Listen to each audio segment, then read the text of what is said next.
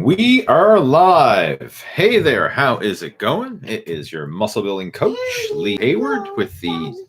Here you go, Daddy. Oh, hello, and it's your muscle building boy. Come on. Here. Oh. There. Say hello. Hey, here you are, Dad. Want me to put on a Santa hat? Yes. Okay, I'll put on a Santa hat. There. There we go. Oh. Look, who's on the video? Are we dressed as Santa Clauses? Here, we can take that out. Who's on the video? Harvey. Harvey? Yeah, we're on video for... All right. Sing Jingle Bells. Daddy's going to do a video chat now, and he's going to answer all kinds of questions and help people get in shape. Hey, Mommy Santa. Here, oh, do you want your Harvey? All right. That's too warm. My head will sweat. All right. So there. Welcome to the Total Fitness Bodybuilding video chat for Friday the 13th. Today, as always, what I'm going to be doing is hanging out here for the next hour and answering some questions and topics of discussion when it comes to fitness, nutrition, building muscle, losing fat, any specific challenges that you would like to discuss that you are dealing with when it comes to your workout or your nutrition program, all that kind of stuff. Feel free to type those questions and topics of discussion in our chat window, and I'll be more than happy to help you out any way that I can. And if you are brand new to the Total Fitness Bodybuilding video chat, then I want to welcome you. It's always cool to have new people tuning in and joining us. So I'm just going to get a couple things organized here on my end. Like I say, I was running a few minutes late for this show. And the reason for that is on Fridays, Harvey goes to daycare on Fridays, and we're picking him up, and it's just where it's winter time, snow on the ground, coats, boots, all that kind of stuff. It just usually is a bit longer getting him ready. So like a heads up, I'll probably even just for over the winter, the video chat is probably not going to be starting at 3:30 p.m. Eastern time. It'll probably be starting closer to 4 p.m. Eastern time. I'll probably actually make that as an official change for the winter, but I haven't actually updated my schedule yet. So again, I'm just going to make a couple little updates on my end. In the meantime, post any questions or topics of discussion that you would like to have me cover during today's video chat, and I'll be sure to answer those very shortly.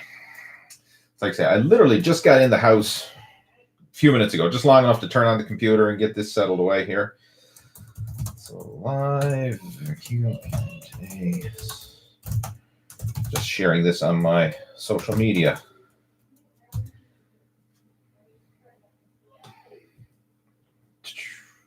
See, there we go. All right. So we've got Kevin is joining us. Jamal is joining us. Roshan is joining us. Hey, guys, how is it going today? Okay, one more thing. Let's see.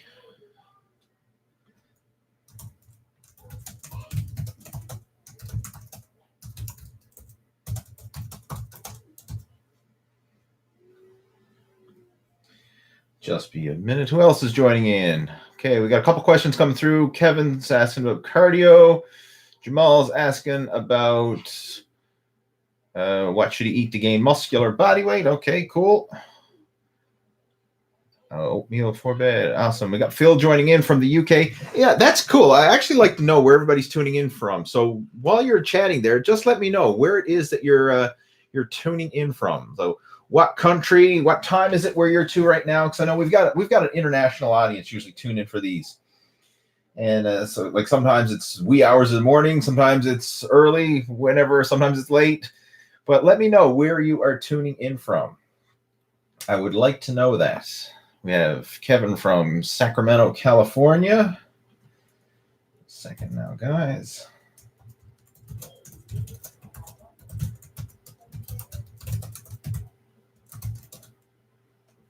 All right.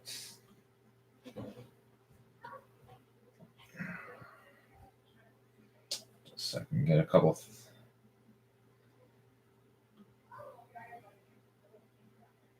Actually, I wanted to post this somewhere else. Just give me a second there. I'm just getting a couple things organized on my end.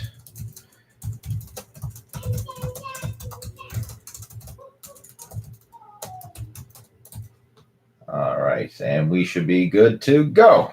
Done. Boom, boom, boom, boom. Close that off. Awesome. All right. Yourself a sip of water here. Water, coffee. So I got one that's hydrating me, one that's dehydrating me, and they balance out in the end. All right, let's get this show underway. Okay, so Kevin tuning in, and Kevin's got the first question of the day. Cardio before or after weights? I recommend starting off with a short cardio warm-up before, somewhere around 10 minutes to just elevate your core body temperature, especially if you live somewhere where it is cold. Like right now, where I'm in Canada, we're in wintertime now. It's cold. You need to spend extra time warming up before you hit the weight room floor. So I always make sure to do a thorough warm-up. I want to get a sweat going before I hit the weight room floor so that I'm thoroughly warmed up, ready to go. You don't want to start working out when you're cold. That's just an injury waiting to happen, right? It's so much easier to pull or strain or tear something when your muscles are cold versus if they are warm. So I always start off with a cardio warm-up first. And then afterwards, if you want to do some extra cardio for fat burning benefits, you can do it after your weight training workout. I personally like to separate my cardio and weight training workouts. Now, I'll do my 10-minute warm-up beforehand. But if I want to do a longer cardio session, I usually break it up. So, for example, my normal workout routine is one day I'll focus primarily on weight training. Next day, I focus primarily on cardio training. So I alternate it day for day. And I've referred to this as my yin and yang training system because you have high intensity weight training one day and then the low intensity cardio the next. And when you do them alternating like that, they work very complementary for one another. So I personally do that. So instead of trying to cram in like an hour-long weight training workout and then an hour-long cardio workout and spending like 2+ hours in the gym, I'd rather break it up. Cardio one day, weight training the next, and just alternate it like that. All right, let's just get my fix that for me. Okay, next one, Jamal. Says he's 23 years old, 52 kilograms, needs to gain muscular body weight. What should he eat? I've got a good nutrition and training program that I would recommend you check out. It's called Old School Bulking 101. And I'm going to give you the link to it. It's a free PDF download.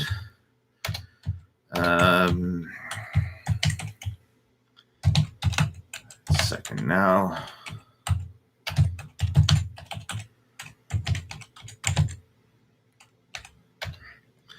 I got to type in the link because I can't remember the exact wording. I found it. Okay, cool.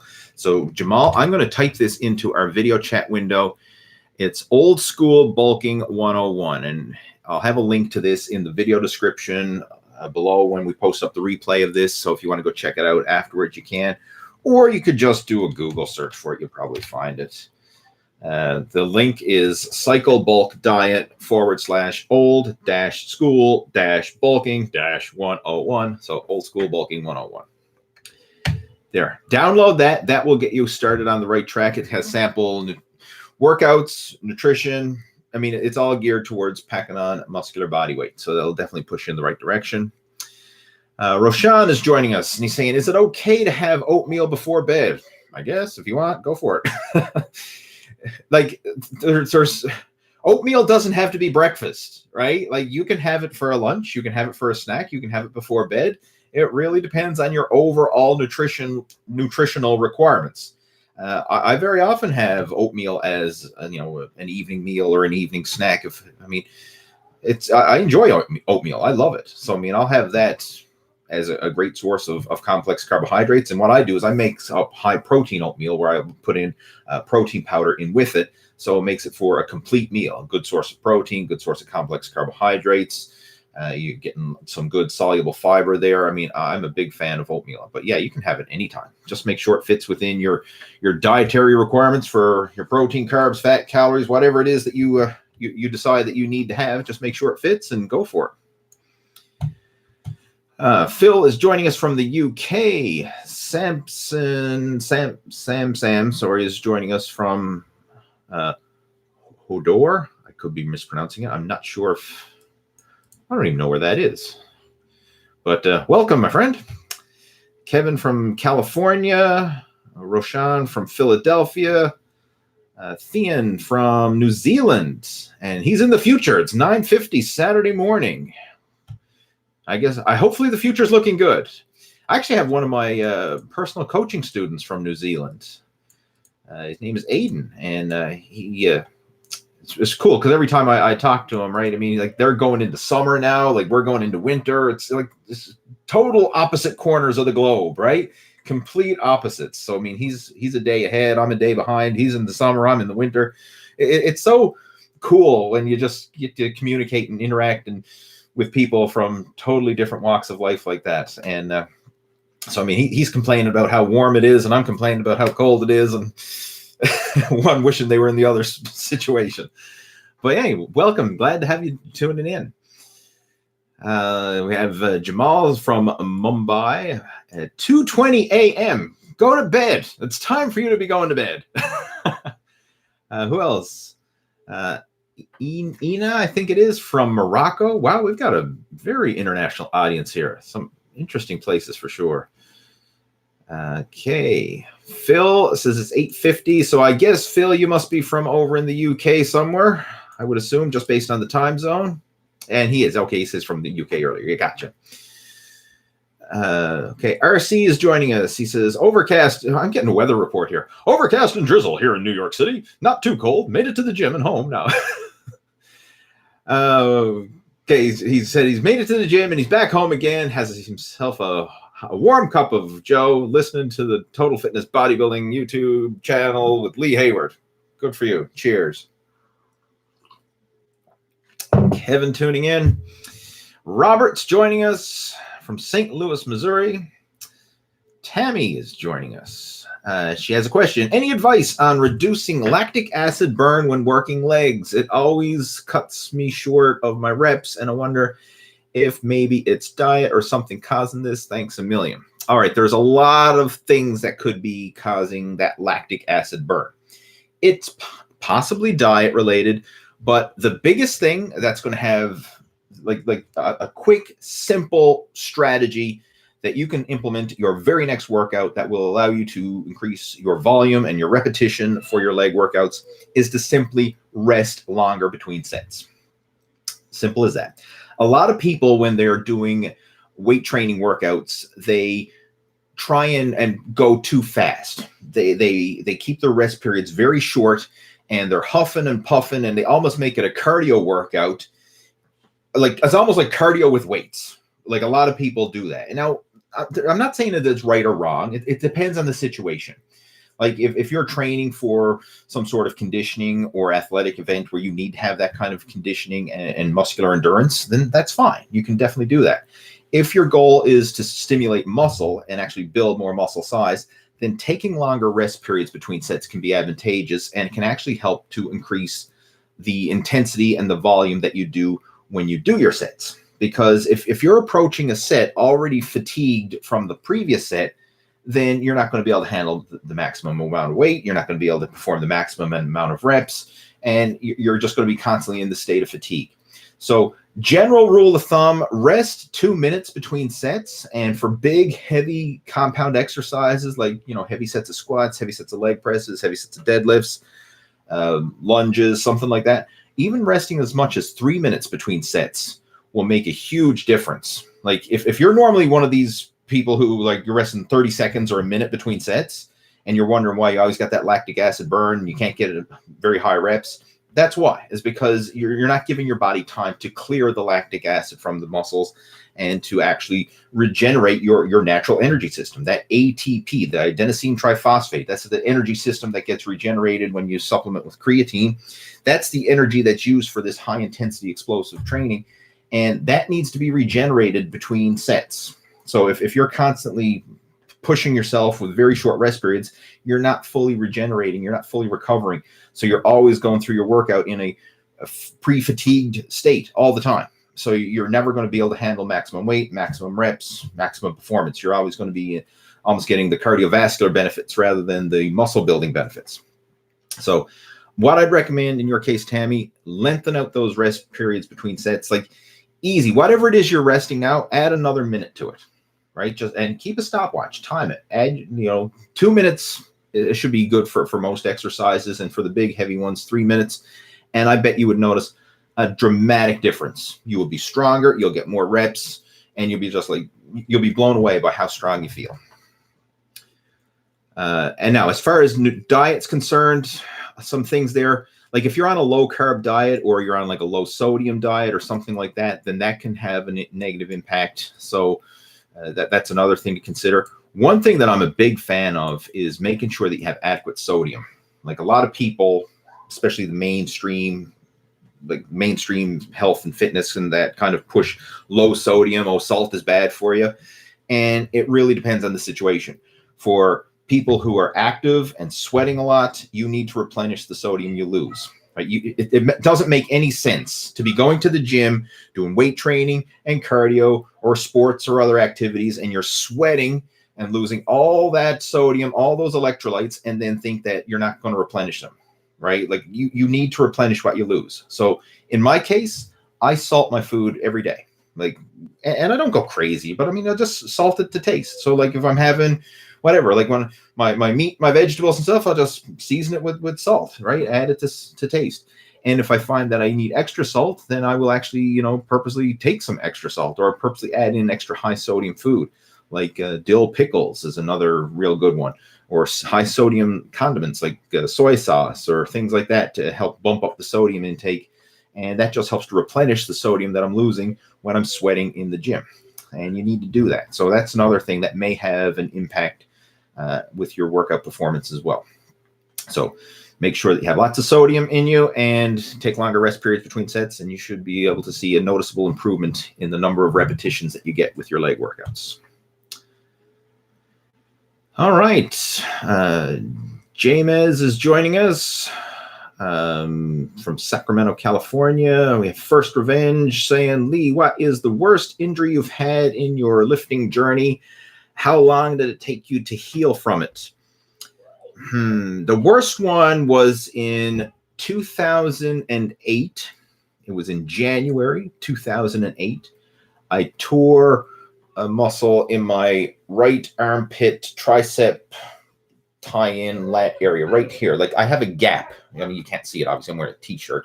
I don't know if I'm not going to be sharing my pits on the internet, but right here in my armpit, there's a gap. Like I can feel the tendons, like the muscle and that totally detached in that area there.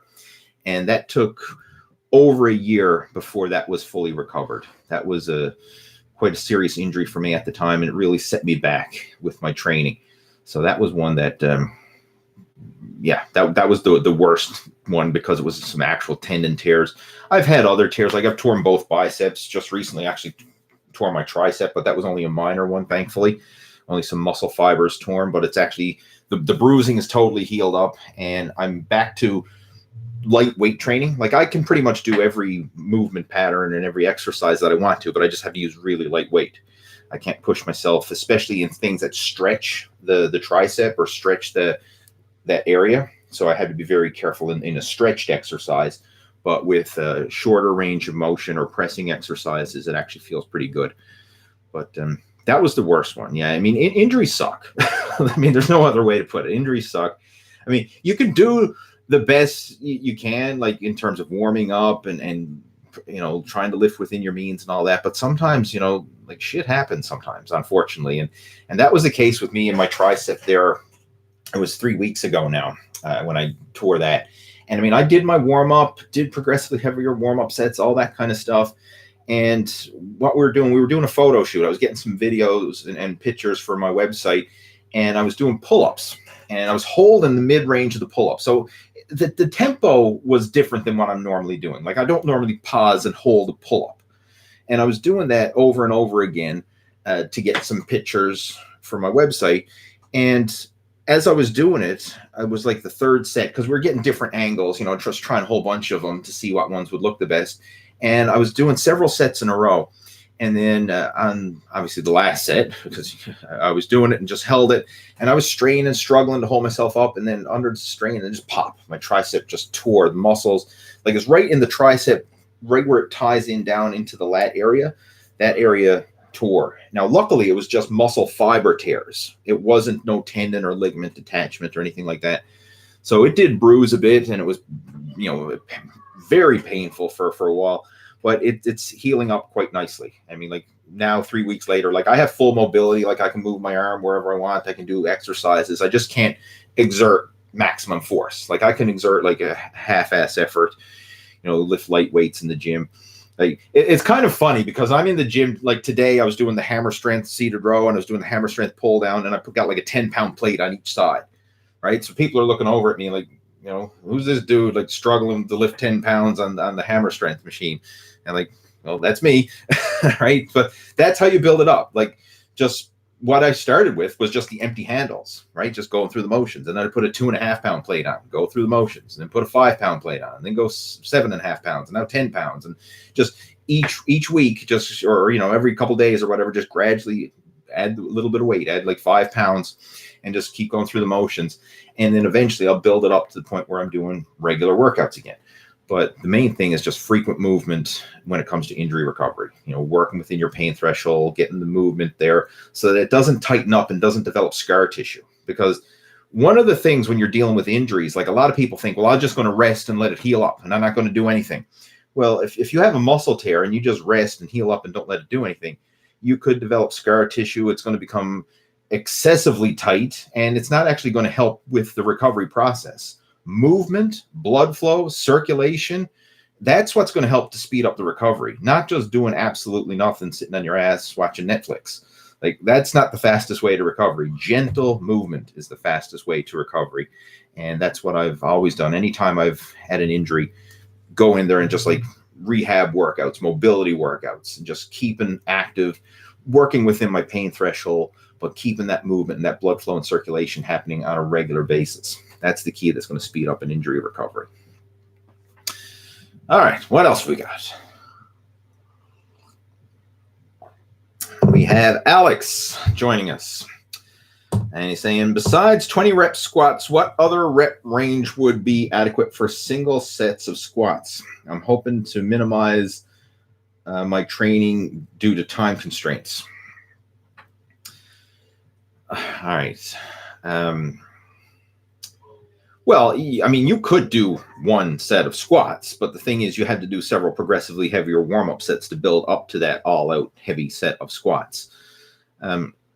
Personally, I'm not a big fan of the one set to failure or the one all-out set. I mean, yes, it works, and I mean there's been a lot of people who've made it work, but when you try and push yourself excessively with one set, you really increase the risk of injury, right? We just talked about injury. I would rather do 2 sets and like two sets to 100%, if that makes sense, versus one set to going to failure and beyond, right? Like this whole, like if you follow like the high intensity training methodology and stuff like that. And again, I grew up with that stuff. I'm a huge fan of it, but it increases your risk of injury, right? When you are pushing your limits with high intensity workouts and then training to failure and beyond with the addition of like forced reps and negatives and cheating reps and rest pause and whatever, like when you try and push your limits to failure and beyond, you increase your risk of injury. I would much rather do 2 or 3 sets to positive failure versus trying to do one all-out set to failure and beyond. I mean, I think that it's quality, and I feel that your risk of injury is much lower, and that's usually the way that I train. Now, again, to each their own. I'm not knocking somebody who likes to do the high-intensity stuff, but that's what I would recommend. I would recommend, like, do 2 heavy sets of squats. If you're trying to minimize your time in the gym and be most efficient, work up to 2 heavy sets per exercise. So maybe 1 to 2 warm-up sets, 1 to 2 heavy sets. That should be plenty, right? And then, that should be more than enough, and then you can move on to your next exercise. We have Chris joining us. We have Pee Wee joining us from San Diego. Got to wonder about some of these usernames. David's joining us. He says, what would you suggest for people 50 and older? I would suggest people 50 and older get their ass to the gym and work out and stay healthy just the same as people 50 and under. Like, honestly, it doesn't have to change. Like, I've numerous people in my coaching program right now who are in their 50s and 60s and some in their 70s and beyond who are still going to the gym, still eating right, still doing cardio, still keeping fit, still looking after their health and fitness. In fact, the older you get, the bigger of a priority this should be, because when you get older, I mean, you need to take care of yourself. Like, when you're younger, okay, you can kind of get away with a bit more abuse on the body, so to speak, like not eating as clean, not exercising as regularly, and you have the gift of youth on your side and maybe faster metabolism, better hormones, and you might not pack on the weight as quickly because you have the faster metabolism and stuff like that. But as you get older, your hormones start to decline, your metabolism starts to slow down, it becomes very easy to pack on a lot of body fat. And then, of course, the older you get, the more likely you are to have aches and pains and health issues and mobility issues. So it becomes even more important to stay active the older you get. So I would actually make your fitness a bigger priority for people 50 and older, because you need it for long-term health and longevity.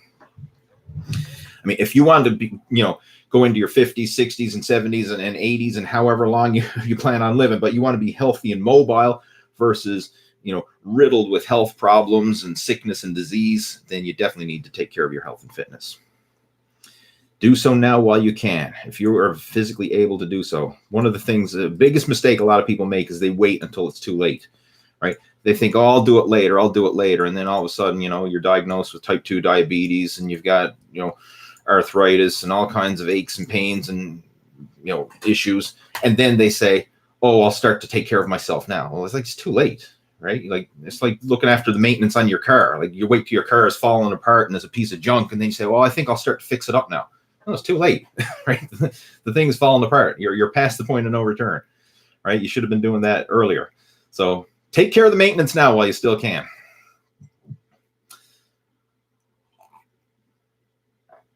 Matthew is joining us. He says, Lee, have you ever tried safety bar squats? Yes, I have. I said, if so, what are your thoughts? Also, do you think squats are necessary? I do lunges, Romanian deadlifts, and leg presses at home. No squat bar to use right now. At the gym that I train at, Platinum Health and Fitness up in Conception Bay South, they have a safety squat bar, and that's where I've used one before.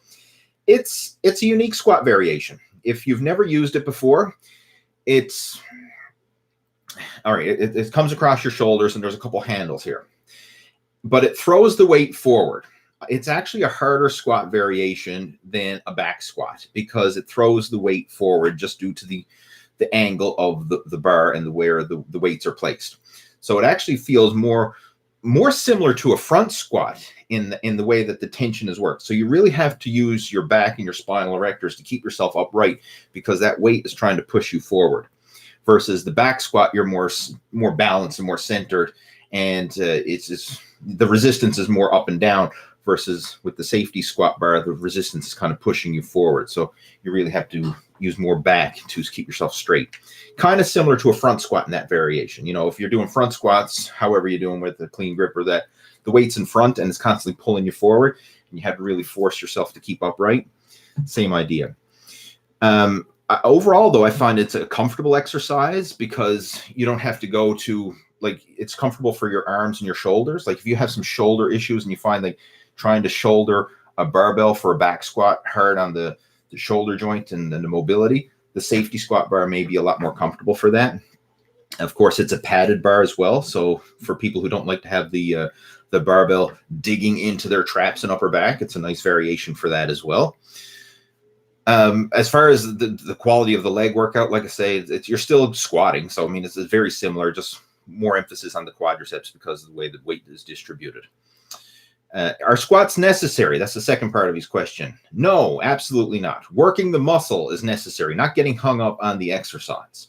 So unless you are competing in a sport that requires you to squat, i.e. powerlifting or Olympic weightlifting. And technically, Olympic weightlifting doesn't require you to squat, but all the, the clean and jerk and the snatch are exercises that do require a squat in them, even though it's not a traditional like back squat or something like that. But bottom line, unless you're a competitive lifter, you don't have to squat. Like, you can just focus on working the muscle instead. So if you want to do leg presses, if you want to do lunges and Romanian deadlifts and leg extensions and leg curls and whatever other leg machines you have available at your gym, by all means, take advantage of them, use them. Like, we're just trying to get ourselves in shape. I mean, if you're not trying to be a competitive athlete where you have to squat, then who cares? You don't have to squat. And not every body is built to squat, right? This is something, you see this misconception a lot. Like, you look at, okay, well, Tom Platz had the best legs in the history of bodybuilding, and he was a huge advocate of squatting. But look at his frame and his physique and his structure. He was built to squat. That's why he was such a good squatter. Very short, very compact, and had very good mobility. I mean, you watch Tom Platz squat, it was just like a piston going up and down. I mean, like, it was perfect, technique. I mean, most people cannot mimic that type of squat technique. They don't have the mobility, the flexibility, or the structure. And what I find is a lot of times the taller somebody is, the harder it is for them to do a full squat. Whereas you get someone who's shorter and more compact with shorter limbs, it's sometimes easier to do a full squat. And I remember a while back I was training with a friend of mine, and he's like well over 6 feet tall. I'm only 5'6", and we were both doing squats. And ironically, we were actually using the safety squat bar of all things. We were using one from Elite Fitness, the safety squat bar. And I had no trouble like doing full range of motion, ass to the floor squats, whereas he had a lot of trouble doing that. He had trouble breaking parallel, and he had to elevate his heels and everything else to try and do it because he's so much taller, and just due to leverage, it was a much harder exercise.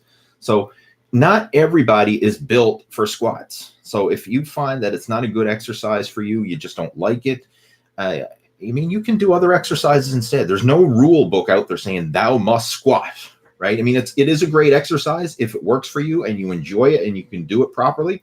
But if not, feel free to do other exercises instead, right? That applies to any exercise. Like, focus on working the muscle. Don't get hung up on the exercise.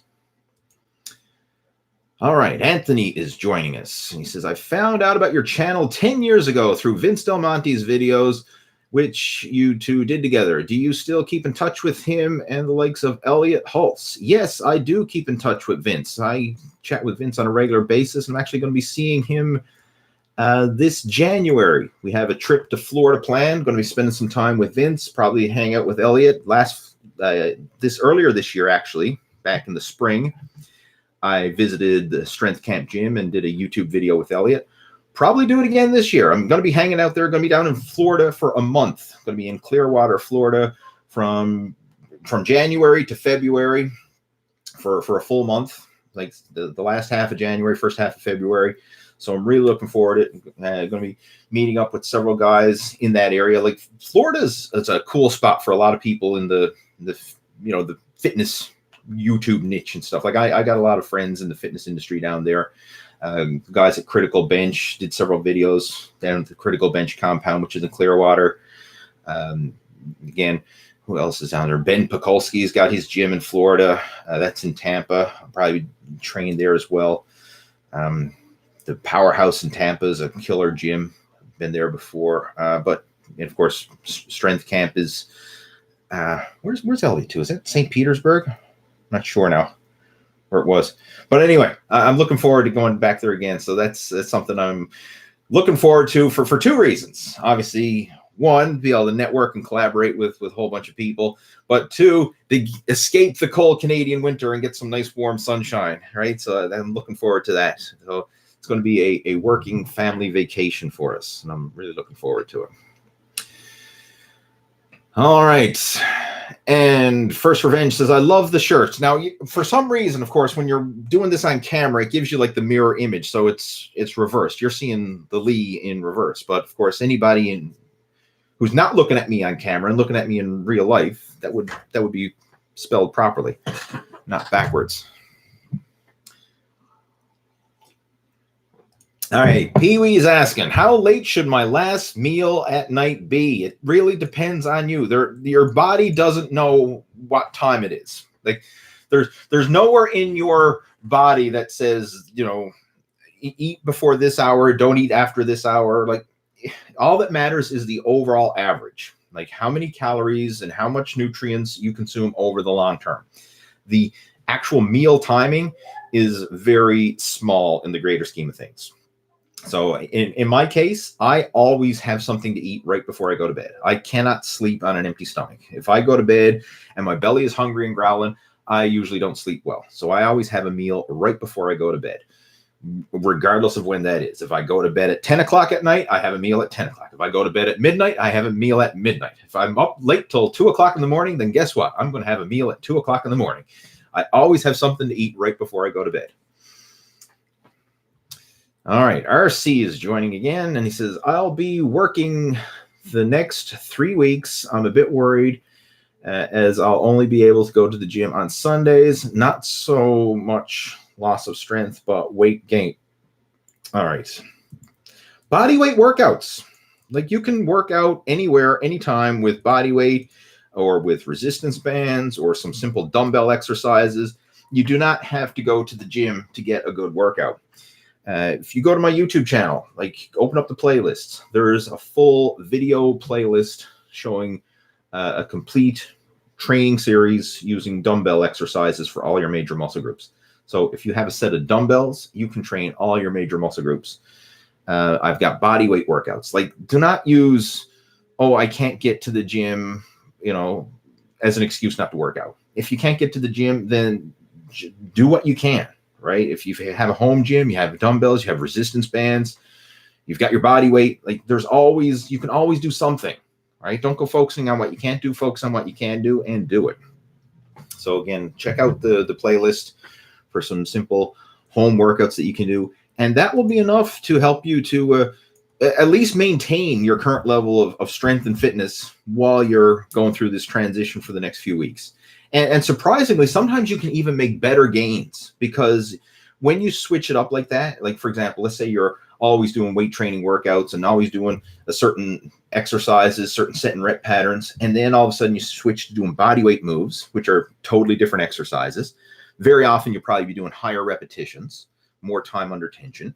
Just the change in training stimulation can help to spur on some new growth. And I've seen this myself over the years, like, where I've went through phases of not working out at the gym and just doing like home workouts. And sometimes you can actually make better, like, actually get a growth spurt because of just the training stimulation and the new exercise variety that you're getting. All right. Tammy's from Florida, and she says, thanks for answering her question. You're very welcome. What part of Florida? Like I just mentioned, I'm going to be in Florida now in January, down in the Clearwater area. I love Clearwater Beach. It's such a nice spot. All right. Who else there? Kane is joining in saying, I lost 35 pounds in the last year. I cannot get below 210 without starving or doing full-blown keto. Tried everything. Any advice? That's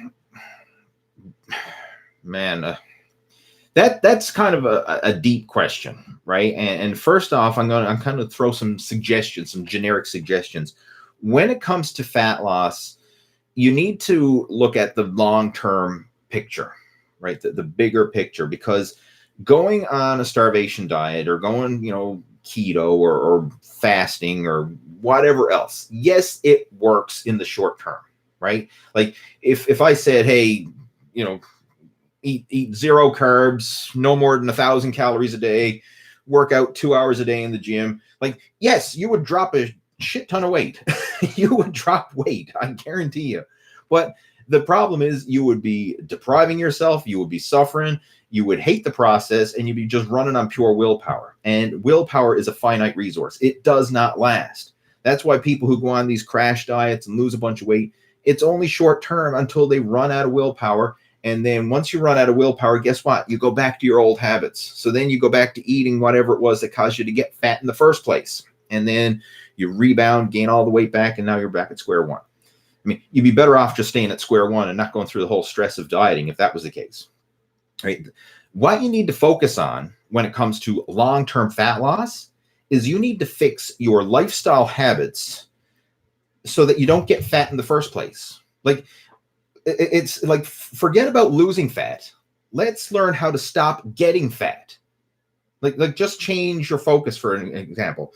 And an analogy that I like to use for this is, imagine we're out in a boat and there's a hole in the boat, right? So we're out in the middle of the ocean.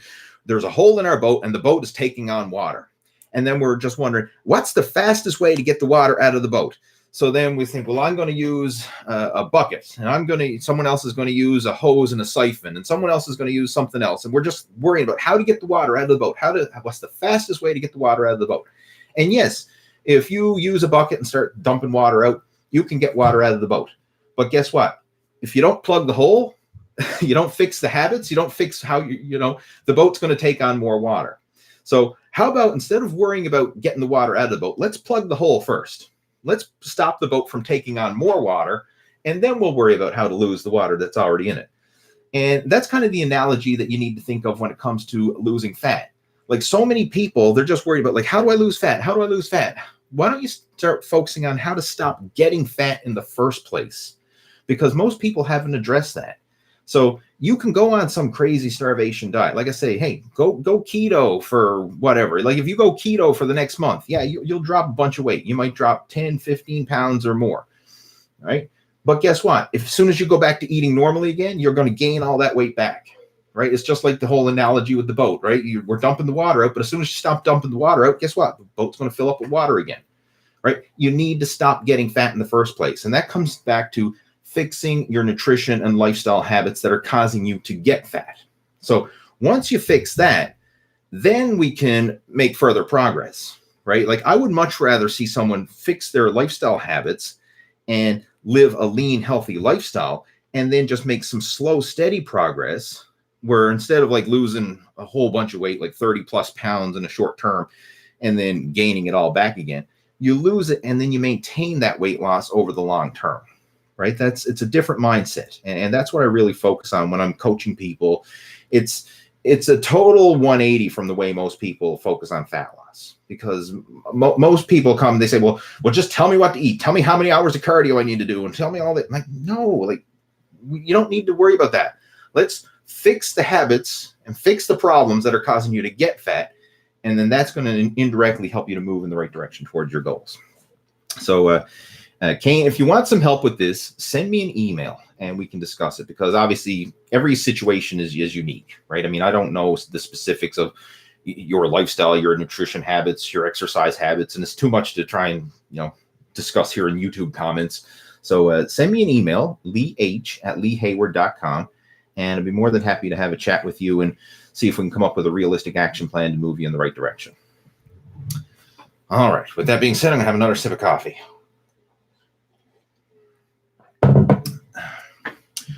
Oyson's joining us, and he says, how long should you take pre-workout for, and when should I cycle off? That really depends on you. There's no real, there's no hard set rules here, but I will just say this. I'm not a huge fan of most pre-workouts, because the whole pre-workout industry, supplement line, whatever, it's become like a competition of who can create the strongest pre-workout. And it's just like jacking up levels of caffeine and other stimulants to just make it stronger and stronger. So like, oh, my pre-workout is going to get you more buzzed than, the other pre-workout. And it's overkill. For the most part, it's overkill. I'm not a fan of pre-workout because I find most of them are too much caffeine, too much crap, and you really don't need it. My pre-workout of choice, and it has been for years, like since I started training, cup of coffee, cup of black coffee. That's what I have. It's just a little caffeine kick, enough to give me that little bit of I enjoy it too. So that's another perk, right? I mean, I enjoy the taste of the bean, right? So I am a coffee drinker and I enjoy it, but it's just enough caffeine to give me that little bit of a mental pick-me-up, that little bit of energy, and allows me to get through my workouts without feeling crazy and jittery and all, wired out of my head like if I was taking some of these pre-workouts. I mean, I've tried pre-workouts over the years, and some of them work, some of them work too well. Like you might be all tingly and itchy and all over, and sometimes you're shaking like a leaf because you got so much stimulants in you. I don't like that feeling. So I'm not a big fan of pre-workouts, and if you are going to use them in moderation, right? Like a lot of times when you're taking some of these pre-workouts, like you don't even need a full scoop. Maybe even half a scoop is enough, and then and build it up gradually. But use it in moderation. And in my case, I only work out 3 days a week, right? So, I mean, if I took a pre-workout 3 days a week, I mean, that's not overkill. But for guys who are like going to the gym 6 days a week or more, and you're taking pre-workout every single day, I mean, that's a lot of caffeine. That's a lot of stimulants, and it can build up. So it really depends on the individual. Like if you're only going to the gym 3 days a week, you might be able to get away with a low dose pre-workout each time and find it works okay for you.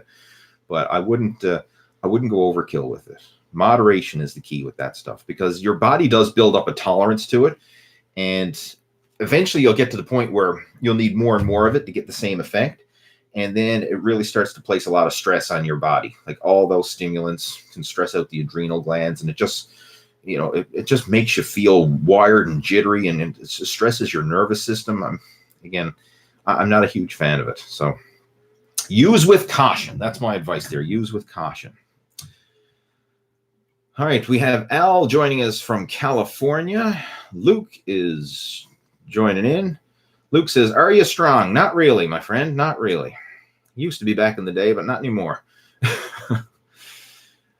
Chris joining in. He says, Lee, you mentioned you work out 3 times a week for ease on your joints, tendons, age, etc. I know it works for you, but you've been lifting your whole life. Perhaps you need less time in the gym as you are fit and have muscle memory already. What about people who are only working out for less than 4 years and want to build muscle in their 40s?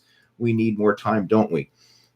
Actually, I would say no. And I'm going to use an analogy here. When I was younger, I made my best size and strength gains when I was training 3 days a week or every other day. Like throughout the years when I was competing in powerlifting, it was always every other day. Sometimes when I go on like a bulking cycle back in the day when I was trying to get big and strong, like 3 days a week was usually where I made my best gains. 3 days a week or every other day. So when you do every other day, like some weeks it might work out to 4 days. The next week it'll work out to 3 days. But bottom line, you're allowing a full 48 hours rest between workouts. And I always found that when I allowed that, I could have more strength, more energy, and perform better when I did work out. And I mean, again, that's me. I know we all have our own individual recovery levels, our own individual work capacities. Like some people can train more frequent and make better progress, right? Like just like we have genetic variations in all aspects of our physical being, we have genetic variations in our recovery as well. So some people have faster recovery than others, but I found for me, 3 days a week is that sweet spot, right? That's where I really found that I made my best progress. And even when I was younger, the only time when I would get into doing the high volume workouts, that's when I was getting ready for competition and when I was competing in bodybuilding. And I did that solely to try and burn up calories, because I used to let myself get pretty fat when I was in my quote unquote off season. And really, I used to call it bulking, but all it was an excuse to get fat, because I would just use that as an excuse to eat whatever I want. And then I would justify it and say, oh, but I'm trying to get bigger, right? I'm trying to bulk up. And really all I was doing is getting sloppy fat. But I would accumulate so much body fat, in my off season that I needed to go to the extremes in order to lose that fat. So that's when it required 6 days a week in the gym, plus endless hours of cardio, plus a crazy restrictive diet, just trying to burn up calories to lose all that excess body fat that I was carrying. But now, where I don't have that excess body fat, I don't need to go to the extremes to try and lose it, right? It's like that analogy again. As long as if you can prevent yourself from getting fat in the first place, it makes it so much easier, because now you don't have to work so hard to lose it. So that's where I used to get into the high volume workouts and 6 days a week and all that, was when I was trying to lose fat. I was just doing more and more activity to simply burn up calories and create a fat loss. And but as far as gains, I always recommend people start off like 3 to 4 workouts a week. You know, you can try every other day, or maybe 2 days on, 1 day off, 2 days on, 1 day off. It's an experiment and just see how your body responds. But I'm still not a fan of someone going in there and like pushing themselves hard 6 days a week, because I find that you need that recovery time in order to maximize your gains, right? Your body doesn't grow when you're in the gym working it out and breaking it down. Your body grows when you're resting and recovering, right? The workout is just the stimulus to start the whole process, but you need that rest and recovery time to allow that to happen. I'll give you an analogy. Dorian Yates used this in one of his seminars. Let's say that we wanted to develop calluses on our hands, and we wanted to toughen up the skin. So let's say I have a piece of sandpaper and I just rub the skin of my hands and I rub it until it bleeds. Well, all right, I want to like stop now and like let that heal over and toughen up, so that the next time the skin gradually gets thicker and thicker and toughens up. So if I just imagine you rub the sandpaper over your skin to the point where it's bleeding. If I went in there the next day and I rubbed it till it's bleeding again, and then keep rubbing it till it's bleeding again, like, is that going to allow the skin to thicken up and develop a callus? No, because I'm just tearing it down faster than it can recover. The same applies with your muscles. Like if you just go into the gym and you just break them down and break them down and break them down, but you never give them a chance to recover, like you're not going to maximize your gains. You need that recovery time in between workouts in order to optimize your gains. Now, again, recovery time is individual. Some people have faster recovery than others, right? So, I mean, that's why some people can train more frequently and make better gains. And then, of course, if you throw in performance-enhancing drugs, well, that alters recovery time again. So it means people who are enhanced versus natural, they'll be able to train more frequently and recover. So it all comes down to recovery. Now, for me, I find 3 days a week works the best. But again, it's something that you're going to really have to experiment and see what works the best for you. But more is not always better, even if you're trying to gain. All right. We've got Jacob joining us, and I actually sent out an email and a Facebook post with Jacob's before and after success story. If you haven't already done so, check out the Total Fitness Bodybuilding Facebook page. I've posted it there, but he's joining in. He's living in Thailand. He says, it's 4 a.m. Just wanted to say thanks again for helping him so much. You're very welcome, my friend. Jacob, in the past 5 months, has lost 42 pounds and totally transformed his physique. Lost body fat, gained muscle. I mean, he looks like a totally different person. I mean, I'm super proud of him for what he's achieved. And we've been chatting back and forth now, and I've been helping him with these workouts and his nutrition plan, help him optimize it, because he's one of these guys who kind of gets into the more is better mentality. Like if you want to make progress, more training, stricter dieting and all that. And that does work to a degree, right? But you need to find that balance, that lifestyle balance where you can maintain this as a long-term thing, not just a short-term quick fix solution. So that's what I've been really focusing on with Jacob, is to try and help him to create a balanced approach where he's lean now at this stage, how we can further make some fat loss progress without backtracking, without resorting back to those old habits, and without going to the extremes where now you're starting to slow down your metabolic rate and creating all the negative metabolic pitfalls of extreme low-calorie diet and excessive exercise and all that kind of stuff. Because you can get too much of a good thing. Right? Diet and exercise is good, but it still needs to be done in moderation. All right. Sam is asking, what's my favorite workout split of all time?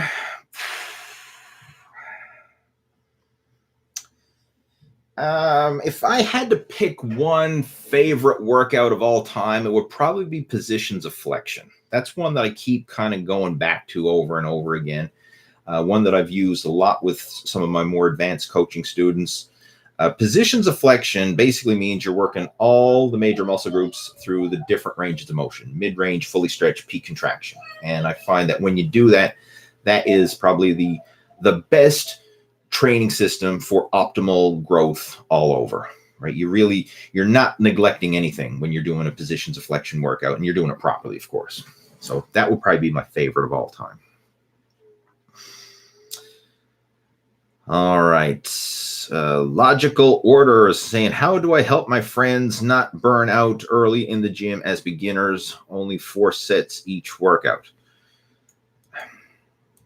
Have them follow a beginner's workout program. Usually for beginners, again, beginner is such a vague word because like you could have someone who is a beginner but still in decent physical shape. And then you could have someone who's a beginner and they're like 400 pounds obese and can't even walk for 5 minutes, right? Like there's such a range when it comes to beginner. So you really need to see, okay, like what level is the person who's starting the workout at, and have them work within their work capacity, right? So it really is an individual thing, right? It's not like I have some sample beginner workout programs on my website, but quite honestly, for some people, that's even too advanced.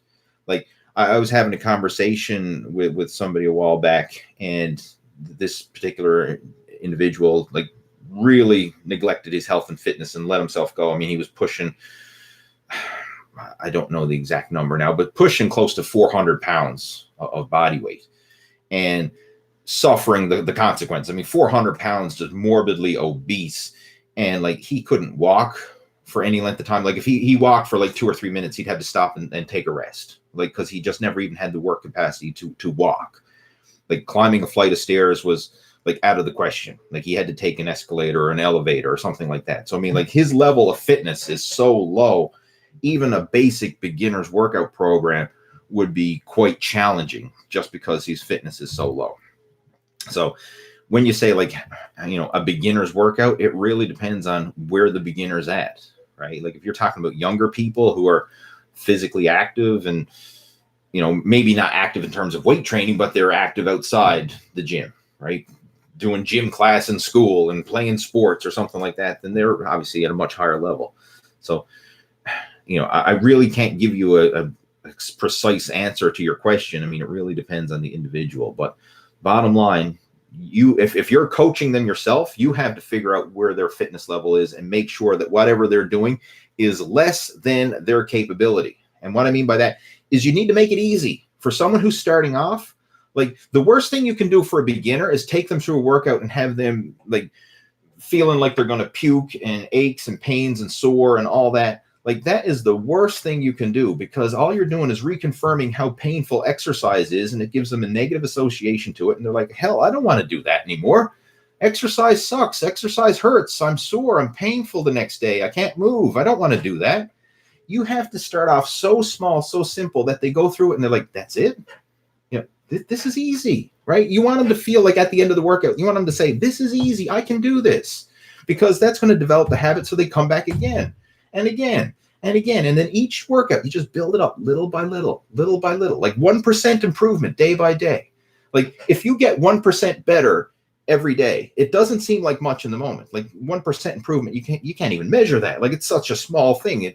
But if you say like, okay, I get 1% better over 100 days, then all of a sudden you look back and like, whoa, look at the progress I just made, even though in the moment it didn't feel like much. So when you're starting someone off, so for any of you who are coaches or trainers or anybody else, don't have that stupid old school mentality where you're going to take a beginner in and try and work them to death and try and give them a good workout and have them feel sore and exhausted and all that at the end of the session. No, you do the opposite. You have them go through the workout and then have them leave feeling like they could have done more. Have them leave feeling like, man, that was easy. I can do that. That's nothing to it. So then they come back again the next day, and then come back again the next day and the next day. And then they start to develop the habit, and then they start to learn to like exercise, right? You want to take that approach rather than trying to kill them. And I see that all the time, right? Like people think they're a good coach because they make someone puke. Like, no, that's the way to get somebody to not want to come back to the gym. All right. Anyway, that's enough of my rant about that. Almost out of coffee, guys. As soon as that coffee's gone, then the show's over. All right. So we got a few more questions. Let's see what else we got. What is the best way after sorry, this one's from Jacob. He says, I want to know what is the best way after cheating day could I work out on the same cheating day? All right. If you're going to have a cheat day, and I actually, let me rephrase that. I don't encourage cheat days. I definitely don't encourage cheat days, but it's okay to have a cheat meal. The reason why, a cheat day, you can do a lot of damage in a cheat day. I've mentioned this before, and I'll mention it again. Let's just say, for argument's sake, you're following a fat loss diet, you're in a calorie deficit, you're working out regularly, you're doing your cardio, you're doing all that stuff, and you create a 500 per day calorie deficit 6 days out of the week. So you're setting yourself up to lose 1 pound of body fat per week, which is really good progress. If you can average a pound of body fat per week and do that week after week after week consistently, that's fantastic progress. You'll really make, you're on your way to your fat loss goals. So let's just say you're doing that. You have that 500 calorie per day deficit, and then you have a cheat day. And then on that cheat day, you go bonkers, right? Like, this is what I used to do when I had my cheat days, is I would get up early, right? And I would have like pancakes and bacon and eggs and sausages and stuff like that. And then I go out for maybe burgers and fries and ice cream, and then maybe like an all-you-could-eat buffet, or order a pizza and chips and ice cream and whatever, like all that kind of crap that you could think of, chips and cookies and all that. I would just start eating it, and there was no limit, right? I would just eat until I was stuffed.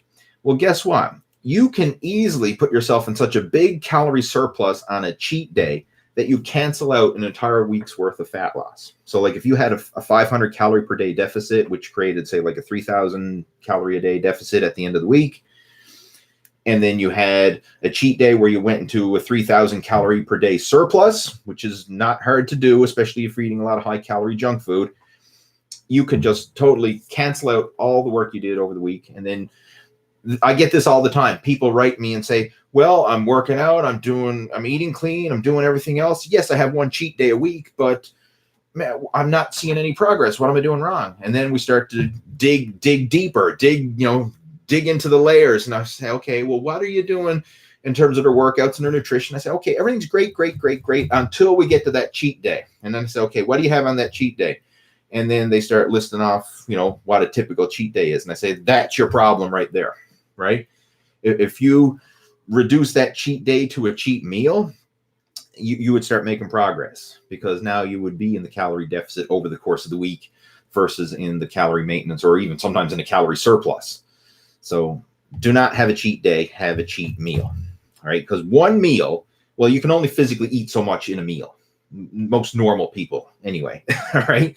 So you're not going to do as much damage that way. And then what I would recommend as far as your training is concerned, because this was actually Jacob's question, it wasn't even about the cheat day. It was I kind of threw that in there as a side rant. But as far as your workouts, I would recommend the day after a cheat, having or training your weakest body parts. So the body parts that you want to prioritize, especially in terms of building size, train that the day after a cheat meal, because what's going to happen is you're going to have all that extra food, that extra glycogen and extra calories in your system, and then you can use that to help fuel your workout for your stubborn body parts. So you'll probably feel stronger, you'll probably get a better pump, and just have a better workout because you have more calories and more glycogen in your system. So like, let's just say your arms were a stubborn body part, right? The day after your cheat, train arms, right? Or if it was legs was your stubborn body part, the day after you cheat, train legs, or if it was chest, train chest, whatever. Train your most stubborn body part after your cheat, and that will help to make the most of it. So then you're actually using those calories to help fuel the workout, versus just having the empty calories going towards getting stored as body fat. All right. Logical Order says, everyone like the video. That would be cool if everybody watching it just hit that like button there. Give it a big smash, right? That would equal, I don't know, a bunch of likes. But thanks for the support. I appreciate it. We got Anad joining in. Hey, Anad. How's it going, my friend? Looking forward to hanging out with you again in our in Clearwater. Anad's part of a business mastermind group that I'm in. He actually has done a lot of work on the YouTube channel on the back end, several of my videos and stuff like that. Cool. Okay, who else we got? Says, thanks for the advice. You're welcome. That was from Pee-wee. Who else is there? I can't even pronounce your name. Adrul.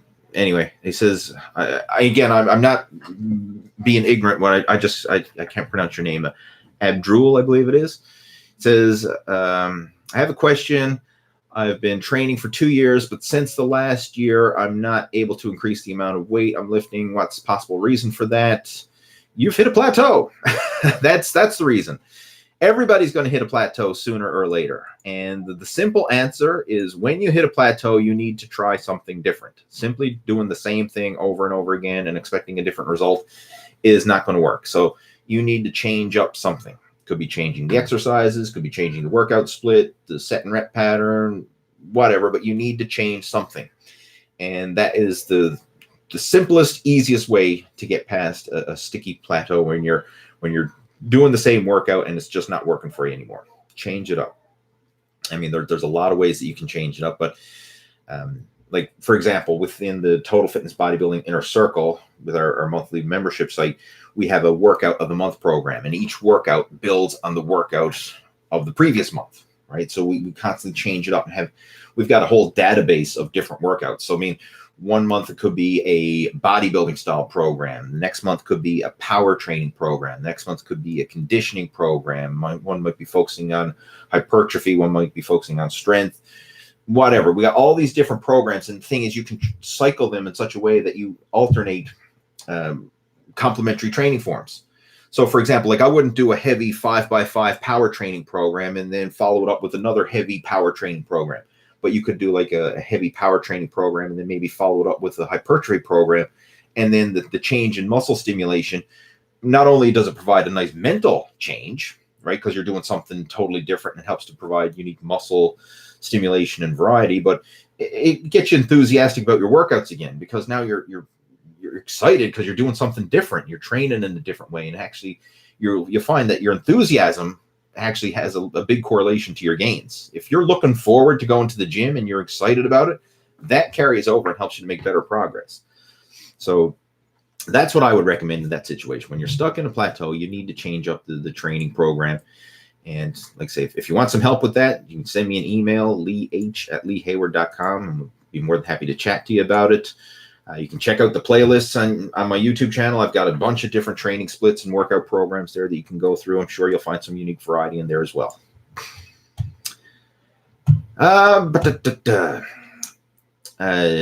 Jay is joining us. He says, what happened to Dave Rule, the Muscle Cook, his channel? Dave is kind of, he's still around, but he's doing more in his work in the business niche instead of the fitness niche. So he's no longer the Muscle Cook. He's moved on to bigger and greater things. Yeah. Who else? Kane is saying thanks. You're welcome. Mark is joining in from the UK. Marcus is joining in from Sweden. Alvaro says, I have 2 questions. How should you lift during the day when you're trying to hit a PR? What percentages? How many sets? I understand the answer is individual, but what did you do before? Okay, what did I do? Geez, I haven't hit a PR in so long. I don't know. Because back when I was competing in powerlifting, which was like the mid-2000s, around 2003 to 2006, 2007, that range, that's when I was focusing on powerlifting. But what I would do is when I was working up to a PR, now it depended on the exercise as well, but I'll just give you an example. Let's say we're doing the bench press, right? Everybody likes the bench press. I would warm up with like just the empty barbell. Well, actually, even backtrack before then. I would do 10 minutes of like just cardio as a general overall warm up. I always did that. Even with powerlifting, I always did that as my general warm-up, just to get the blood flow and circulation throughout the body and get myself moving. Then I would do some shoulder mobility exercises, different rotator cuff rotations, arm circles, things like that. Just limber up the shoulders, limber up the elbows, all that kind of stuff. Then I would do the bench press. And I'd start off with just the empty barbell, maybe 10, 15 repetitions with the empty barbell. Put on, you know, sometimes depending on how I was feeling, I might even put on like just 95, 25 on each side. Just do another 10, 15 reps. Just go through the motions, get the kinks and clicks and all that out of the joints. And then I put 135, 185, 225, 275, 315. Once I was getting up to the higher weights, like for me, once I got past 225, I'd probably do 135 for 10, 185, I would do probably like 5 reps, 225, I might do 5 reps, 275, might do a set for like 315, probably like a single or a double. And then I would just do singles all the way up until I hit my PR. I would just literally do 1 rep, rack the weight. If I could, increase the weight, rest a few minutes between sets, 1 rep, rack the weight, and just keep going until I hit a PR that way. But as the weights got heavier, I just literally do single rep sets. That's it. And same with squats, deadlifts, all those exercises. So you don't want to burn yourself out with too many reps, because that's going to limit the amount of weight that you can lift. But you still want to do all those progressively heavier sets in there, but just do them for single rep sets. That way you're still getting the warm-up benefit, the time, the muscles are still experiencing the weight, going through the range of motion and all that, but you're not burning yourself out. So that's how I would go about it, working up to a personal record.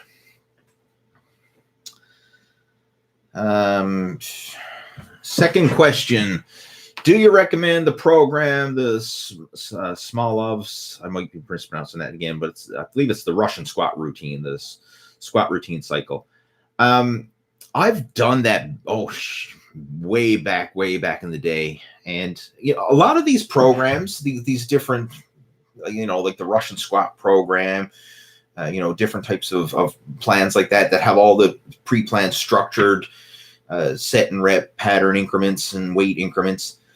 They do work, but what I'm going to caution you on, if you are going to follow any type of program like that, be conservative with your starting weight. Because the biggest problem a lot of people make is they overestimate how strong they are, or they're basing their current strength off their best all-time lift ever. And like if you do that, then you're probably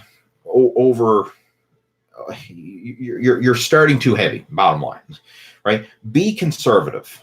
Even go like whatever your current 1 rep max is that you're going to enter into the program to calculate all of your numbers and your percentages and all that. I would even like drop that back by 10% or more. Like, be conservative, because what that's going to do is it's going to give you room to grow within the program. Whereas if you start off with too much too soon, you're going to end up burning out way too quickly, and you're not going to be able to finish the program. Like the Blast Your Bench program, blastyourbench.com, if you want to check it out. That was like the first program that I ever launched back in 1997. That's a similar type of program to the squat routine, except it focuses on bench press, but it's a pre-planned program where you plug in your numbers and you follow the set plan, right? You follow the set plan workout by workout, and it gives you the sets, the reps, the weights, all that to lift. But the guys who used to make the best gains with Blast Your Bench, who actually read the program and followed it, were the ones who started conservatively, because again, it gave you room to grow within the program. Those who started off too much too soon, like let's just say your max bench is 225, but you haven't done that in a while. Like you did that, oh man, last summer I benched 225 for 1, but right now I'd be lucky if I could get 200 off my chest.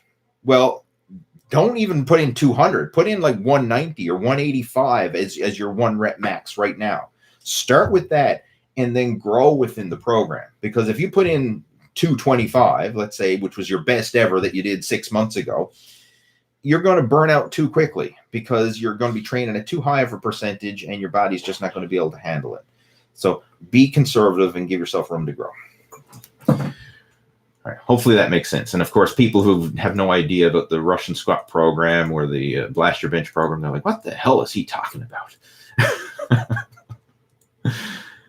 All right. Alex is saying, thanks. Appreciate your advice. Thanks for being accessible. You're welcome. Glad to help. Peter saying, do you lift to failure? How many reps do you keep in the tank? That depends on the individual. There's so many variables with that, right? I seen some videos, I think like Jeff Cavalier and Jeff Nippert and a bunch of them were talking about failure training recently. So it's kind of like, where they have some of the most popular fitness channels that kind of spurred on some new conversation about the topic. It really depends on the individual.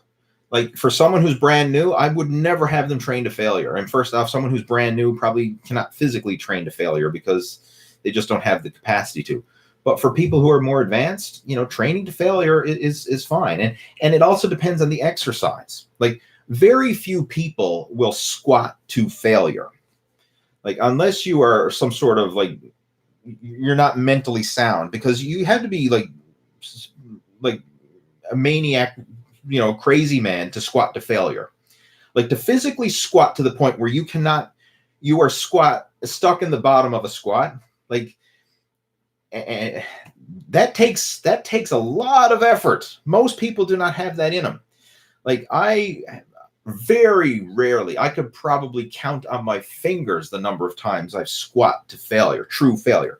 Almost every time I've squat, not counting trying to set a personal record and missing a lift. That's different. But I'm talking about repping out to failure. That requires such an immense amount of energy. Like most people are able to physically rack the weight on their own, right? True failure would be the point where you can't even rack the weight, right? You're squatting the bottom of the lift and you have to get somebody to literally peel the weight off you.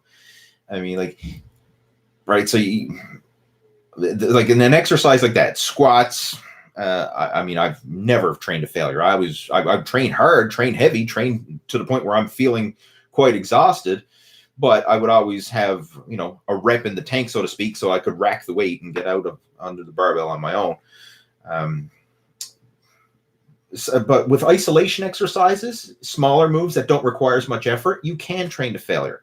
Like it's much easier to train to failure on a bicep curl than it is to train to failure on a squat, or train to failure on a leg extension or something like that, because it's first of all, it's a safer exercise and it doesn't require as much effort, right? And the big thing is the safety aspect. Like if you look at a machine, for example, like a bicep curl or a leg extension, a leg curl,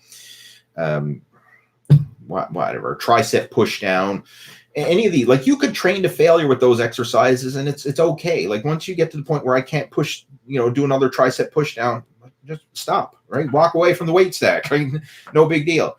But if I'm in the bottom of a bench press and I'm struggling and I've got the barbell stapled to my chest, I mean, unless you've got a good spotter with you, I mean, you're in trouble. Right? Same thing with squats, right? If you're in the bottom of a squat and you've got, 300 plus pounds on your back and you're literally stapled to the floor with a barbell across your back, I mean, you're in trouble.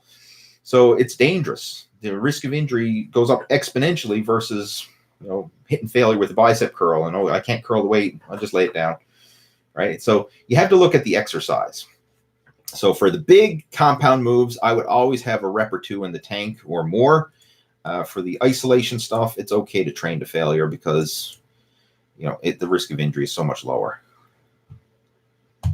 Hopefully that answered your question.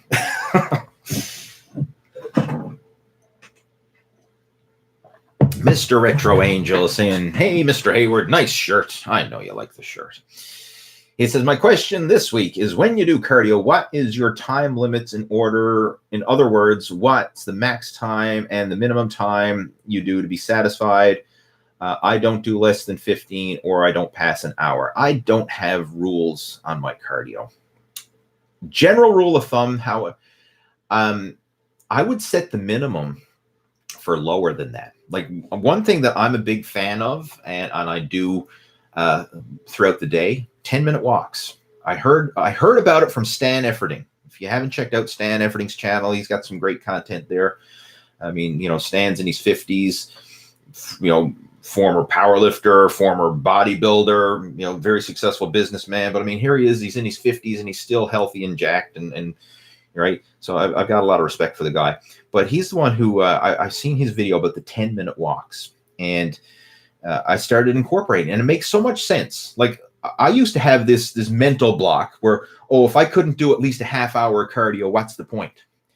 And then you just think of all those times throughout the day where you don't physically have a half hour, you don't have 45 minutes or whatever your ideal time is, but you got 10 minutes, right? Like take advantage of that. So for example, like let's say, during my typical work day, like I do a lot of coaching calls with my coaching students and stuff, Skype calls or Zoom calls or whatever. So I might have like, I'm looking at my schedule. I got 20 minutes before my next call. I'll sometimes just pull on my sneakers, go outside and walk around the block for 10, 15 minutes, and then still make it back in time to jump on my next coaching call. So I do that a lot. I mean, I'll take advantage of these little tiny breaks. And I find that going for like a 10-minute walk is so refreshing because first of all, it gets my ass out of the chair, gets me moving, gets some fresh air in my system. And I feel so much better when I do it. So, throughout the day, if I've got 10 minutes to spare, right, I'll get outside, go for a 10-minute walk, right? It could be a walk around the block, or it could be like walk down the street for 5 minutes, turn around, walk back. I mean, it doesn't have to be complicated, but just something like that. I also have an elliptical machine downstairs. So if the weather is not good, like if it's raining or, just terrible weather outside, I'll sometimes go down and do 10 minutes on that. That'll be my 10-minute walk. But I'll do that throughout the day. And there's so many health benefits to that. Not only will you feel better and just increase your overall energy expenditure, but it's also good for your digestion. It's good for your joints. Because I mean, like if you have a sedentary lifestyle and you're sitting at a desk for like 8 hours a day, I mean, you want to break that up with little bursts of activity throughout the day. So things like 10-minute walks can be hugely beneficial for that. But doing it like after a meal or even right before a meal as well, I mean, helps to improve your digestion, improve your insulin sensitivity, helps your body to process, glucose and all that, digest it and absorb it.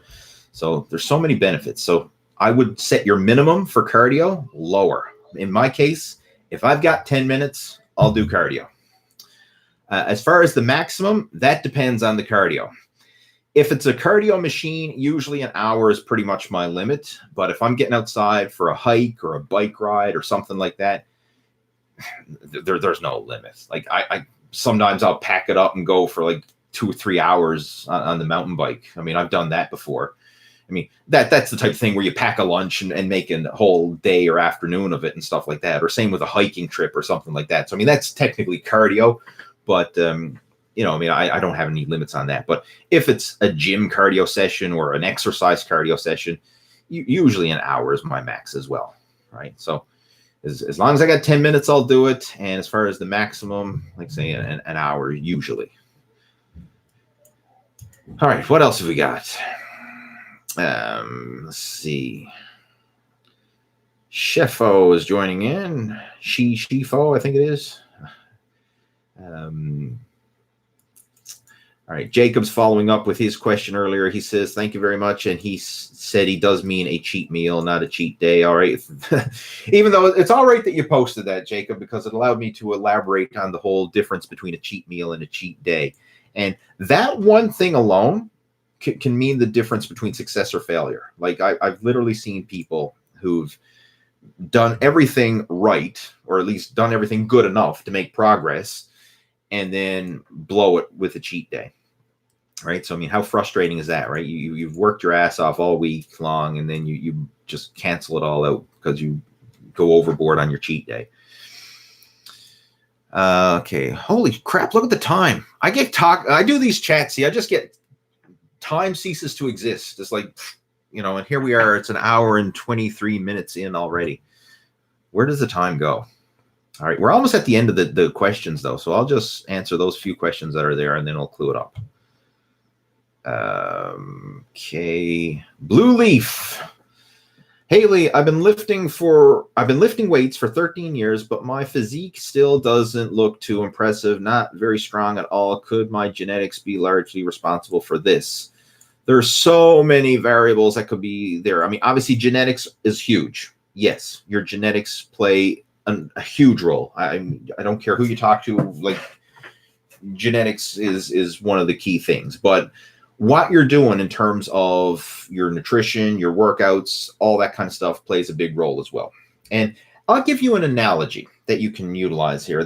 I'm a race car enthusiast. I am an amateur race car driver. I do autocross. I've done rally racing. I've done some track racing and driving schools and race car schools and all that stuff. So it's a side passion of mine, racing.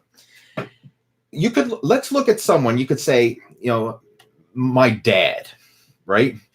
Or even someone like my neighbor across the street. God love her. She's 85 years old, and she just recently, the doctor told her she should stop driving because she has some health issues.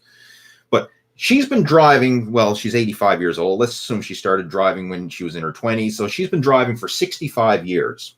So she has 65 years of driving experience. Does that mean she's a good driver? Hell no. Right? When she comes down the road, look out. Right? You better get out of the way. Right? She got 65 years of experience. So does years of experience mean that you're good at something? Not necessarily.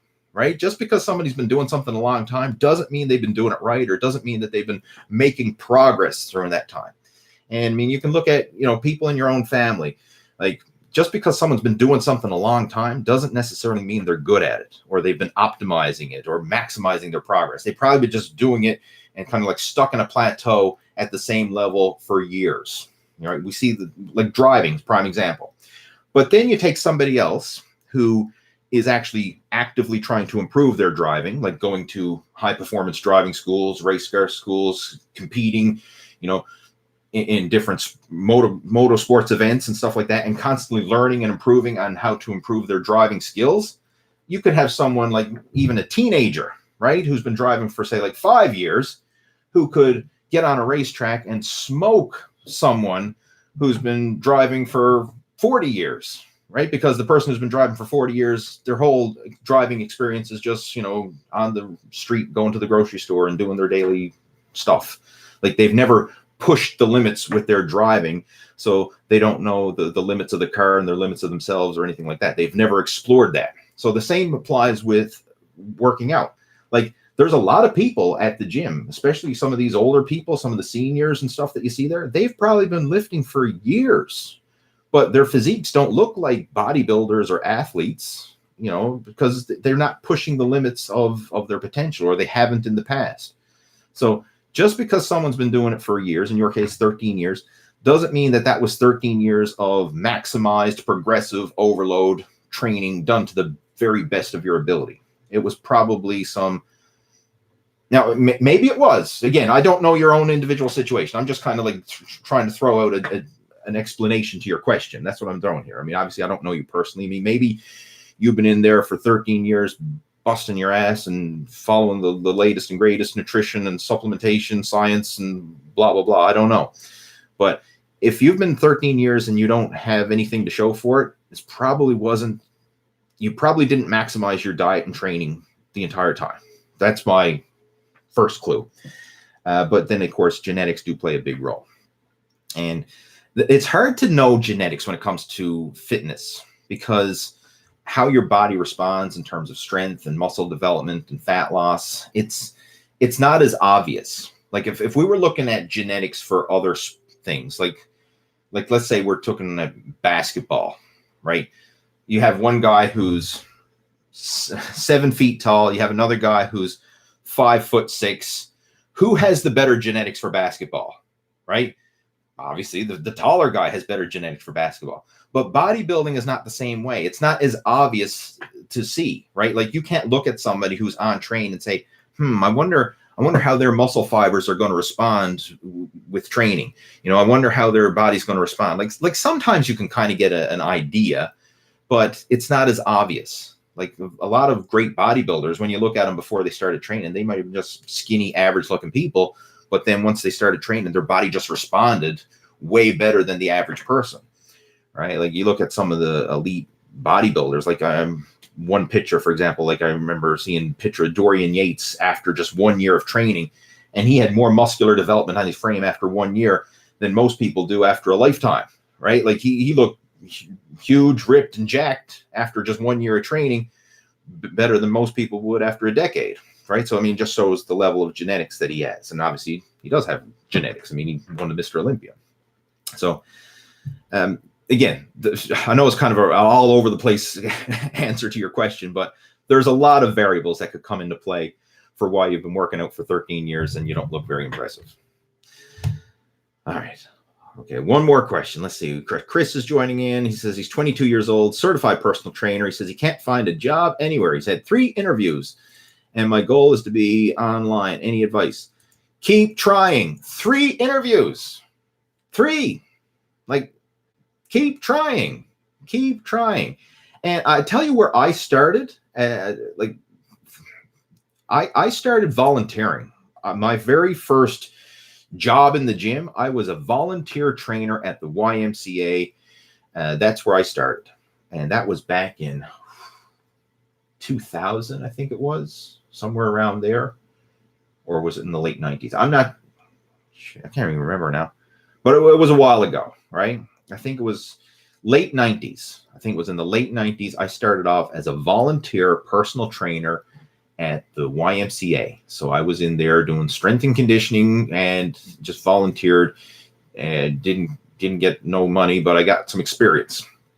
And then from there, I got a job just as my next job at a gym. I was just working at the gym, just a general gym person, working the cash register. When there was nobody at the cash register, grab the mop and mop the floors, When the toilet's dirty, go in there, scrub the toilet. So I was just a general person at the gym.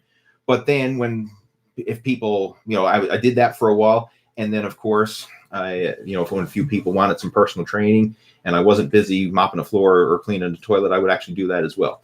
So start at the bottom and work your way up, right? I mean, like, that's part of the process, right? There's something to be said for that. Start at the bottom and work your way up. So, I mean, don't go, with your nose all stuck up and say, I'm a certified trainer and I want to start working as a certified trainer. Like, just try to get a job at the gym, right? Offer to scrub the floors, clean the toilets, offer to volunteer, do something, get your foot in the door, right? And then work your way up from there, right? Start training friends and family members just to kind of get, some experience with it and, get some success stories under your belts. Because, like, quite honestly, like, if you don't have anything to show for, some success behind your name, then nobody's going to want to hire you for a personal trainer. Like, you have to kind of like prove yourself first. And in order to prove yourself, you very often have to start at the bottom and work your way up. And again, don't be too proud to take a low-level job. Like, it's all experience. You'll still learn the business of the gym by just being there.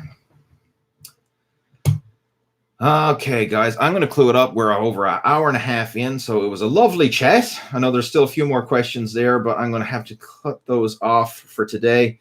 Again, thanks so much for tuning in. And what I'll do now is, as always, I will get the replay of this posted up within the next, of course, as soon as I end the video chat, the replay will be posted up, but I'll get the timestamps. I'll get someone to go in there and go through all the questions and timestamps for me. And I'll have those posted within the next 24, 48 hours, thereabouts. And in the meantime, have yourself a fantastic weekend. And I look forward to chatting with you again next Friday. Same time, same place. Have yourself a good one. Talk to you soon. Over and out. And end the stream.